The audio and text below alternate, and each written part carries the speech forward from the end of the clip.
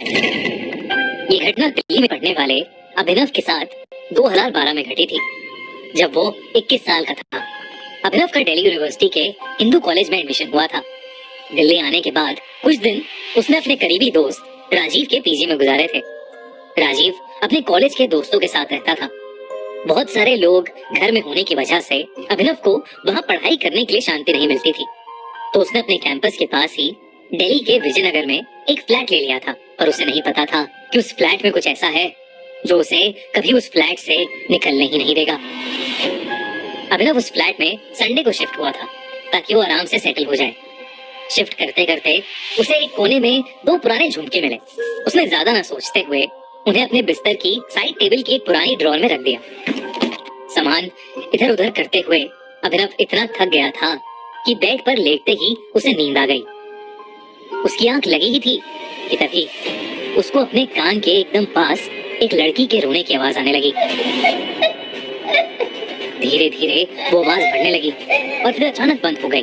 तभी उसको घर के एक कोने से किसी के जोरों से चिल्लाने की आवाज आई और उसकी आंखें खुल गईं। और जो उसे अभी तक एक बुरा सपना लग रहा था वो हकीकत में उसके साथ हो रहा था। उसने हिम्मत करके आसपास देखा तो वहां तो कोई नहीं था, पर वो रोने की आवाज अभी भी आ रही थी।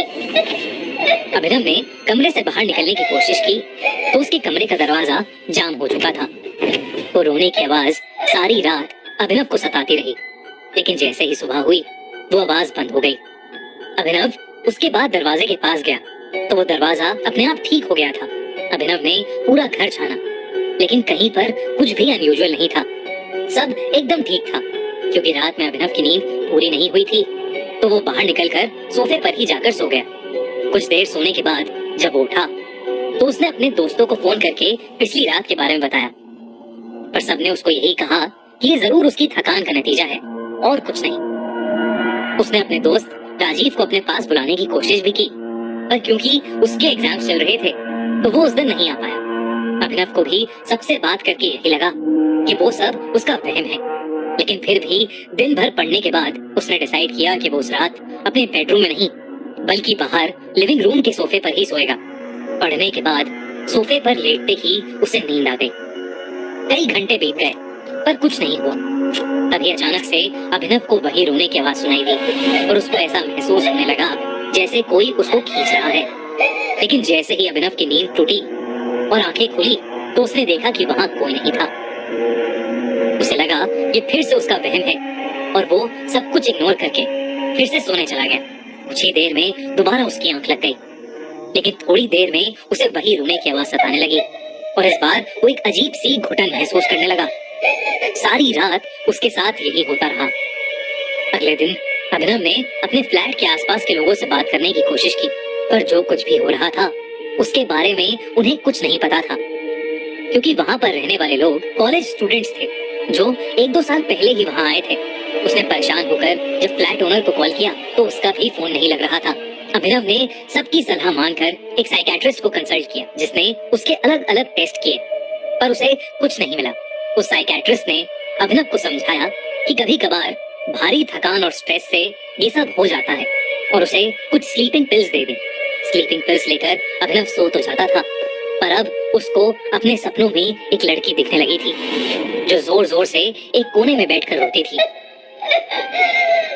और सपने में अभिनव के लाख रोकने के बाद भी एक बिल्डिंग के टेरेस से छलांग लगा लेती थी। ऐसे सपनों से अभिनव की तबीयत दिन ब दिन बिगड़ती ही जा रही थी। उसके दोस्त भी बीच में उसके साथ रहने आए, पर उन्हें कुछ महसूस नहीं होता था, जबकि अभिनव को वही सपने हर रात आते थे। एक दिन अभिनव कॉलेज से आया और जोर जोर से रोने लगा, क्योंकि वो सारे इंटरनल्स में फेल हो गया था और उसके एग्जाम्स पास ही थे। अभिनव को यह डर था कि जो कुछ भी उसके साथ हो रहा था उसकी वजह से वो एग्जाम्स के लिए भी कंसंट्रेट नहीं कर पा रहा था। उस दिन वो घबराहट के मारे गिर पड़ा और जमीन पर ही सो गया। जब वो अगली सुबह उठा तो उसको विश्वास ही नहीं हुआ। उसके साथ पूरी रात कुछ नहीं हुआ, बल्कि जब तक अभिनव के एग्जाम्स चले तब तक उसको ना ही कोई आवाज आई, ना ही वो सपना और ना ही वो दम घुटने का एहसास। और इसी वजह से अभिनव एग्जाम्स में बहुत अच्छा स्कोर कर पाया। अभिनव ने ये सब सेलिब्रेट करने के लिए अच्छा खाना मंगवाया, बेड पर लेटे लेटे लैपटॉप पर एक फिल्म चलाई और खाना खाते खाते सो गया। लेकिन उस रात फिर से उसे वही रोने की आवाज वापस आई। और जब अभिनव ने ध्यान से सुना तो इस बार आवाज रोने की नहीं बल्कि हंसने की थी। और उसको ऐसा महसूस हो रहा था जैसे किसी ने उसको कसकर पकड़ा हुआ है। उसने डर के मारे आंखें खोली तो उसने देखा कि उसकी छाती पर एक लड़की का हाथ था जिसका शरीर सड़ा हुआ था और वो उसके बगल में लेटकर उसको जोर से पकड़े हुई थी और मुस्कुरा रही थी। और वो लड़की और कोई नहीं बल्कि वही लड़की थी जो उसके सपने में हर रात आती थी और एक बिल्डिंग के टेरेस से छलांग लगाती थी। अभिनव ने खुद को वहां से निकालने की कोशिश की और उसके लाख दम लगाने पर भी वो हाथ उसके ऊपर से हिल रहा था। घबराहट में अभिनव की आवाज भी नहीं निकल रही थी। अभिनव ने अपना सारा दम लगाया और वो किसी तरह उस बेड से उठा। वो घर से बाहर जाने के लिए भागा पर घर का मेन डोर खुल ही नहीं रहा था। तभी वो हंसी की आवाज रोने की आवाज में बदल गई। वो लड़की अभिनव के पीछे पीछे जब कमरे से बाहर आई तो अभिनव जैसे तैसे करके डाइनिंग टेबल के नीचे छुप गया। उसने जल्दी से अपने दोस्त राजीव को फोन किया। उसने राजीव को पूरी बात बताई और उसे फौरन उसके फ्लैट आने को कहा। अभिनव भगवान का नाम लेते हुए बस यही प्रार्थना कर रहा था कि वो इसी तरह बच जाए। लेकिन तभी वो लड़की डाइनिंग टेबल से उल्टी लटकी हुई अभिनव की आंखों के सामने आ गई। उसे देखकर अभिनव कांप उठा। उसका चेहरा भयानक लग रहा था, बाल बिखरे हुए थे और आंखें एकदम नीली पड़ी थी। उस लड़की के कान में वही झुमके थे जो अभिनव को फ्लैट की सफाई करते समय मिले थे। जब राजीव अभिनव के फ्लैट पहुंचा तो उसने देखा कि अभिनव लिविंग रूम में नीचे गिरा पड़ा था और वो बुरी तरह जख्मी था। राजीव तुरंत अभिनव को हॉस्पिटल ले गया। अभिनव को बहुत चोट लगी थी लेकिन जब उसे होश आया तो अभिनव ने राजीव को बताया कि उस लड़की की आत्मा अभिनव को प्यार करने लगी है और वो उसका पीछा कभी नहीं छोड़ेगी। अभिनव हॉस्पिटल में धीरे धीरे रिकवर हो रहा था लेकिन एक रात खबर आई कि अभिनव ने हॉस्पिटल बिल्डिंग के टेरेस से कूदकर अपनी जान दे दी है और लाश के साथ 2 झुमके भी पाए गए हैं।